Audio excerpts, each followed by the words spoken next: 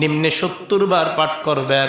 এই যে আপনি জোহর পর্যন্ত কাজ করলেন, আসর আর মাগরিব পর্যন্ত কাজ করার শক্তি আবার আল্লাহ আপনাকে দিয়ে দিবেন। এটা কোরআন বলছে, সত্যি কথা কোরআন বলতেছে।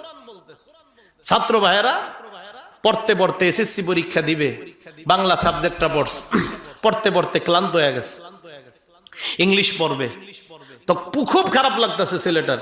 এই ইংলিশ সাবজেক্টটা খোলার আগে আপনি বাস পড়েন 70 বার আস্তাগফিরুল্লাহ আস্তাগফিরুল্লাহ।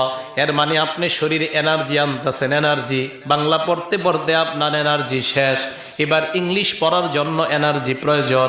মাদ্রাসার ছাত্র ভাইয়েরা এক কিতাব তাকরার করাইতে করাইতে মুকাররির সাহেবের অবস্থা বড় খারাপ। একটা তাকরার করানোর পর 1 মিনিটের জন্য বিরতি দেন, সবাই ইস্তেগফার পাঠ করেন। পাঠ করার পর আবার